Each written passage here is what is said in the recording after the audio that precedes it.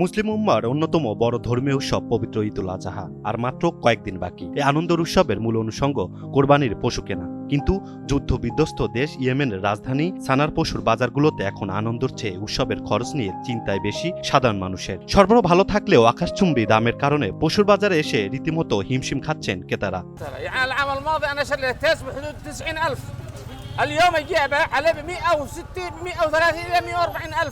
গত বছরের তুলনায় বাজারে এবার পশু, বিশেষ করে স্থানীয়ভাবে লালন পালন করা গরু ও ভেড়ার সংখ্যা অনেক বেশি।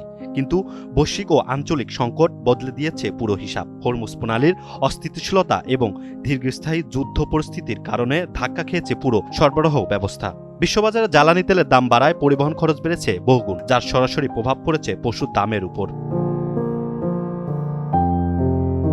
বাজারে ছোট পশুর দামই এখন সাধারণ মানুষের নাগালের বাইরে। গত বছরে যে ছাগল বিক্রি হয়েছিল 90,000 ইয়েমেন রিয়ালে, অর্থাৎ প্রায় $170, এবার সেই একই আকারের ছাগল কিনতে ক্রেতাদের গুনতে হচ্ছে 1,30,000 থেকে 1,40,000 রিয়াল, অর্থাৎ বছরের ব্যবধানে দাম বেড়েছে প্রায় 45 থেকে 50%।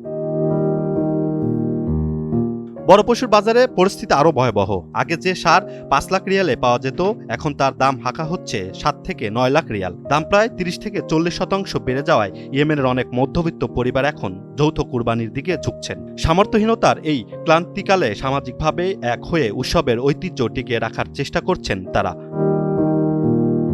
কোরবানির ঈদ শুধু একটি উৎসবই নয়, এর একটি বড় অংশ জুড়ে রয়েছে দরিদ্রর মাঝে মাংস বিতরণ ও আনন্দর ভাগাভাগি। কিন্তু এই ইয়েমেনের এই অর্থনৈতিক টানাপোড়েনে এবার কতটুকু আনন্দ ছড়াতে পারবে সুবিধা বঞ্চিতদের মাঝে, তা নিয়ে এখন বড় প্রশ্ন।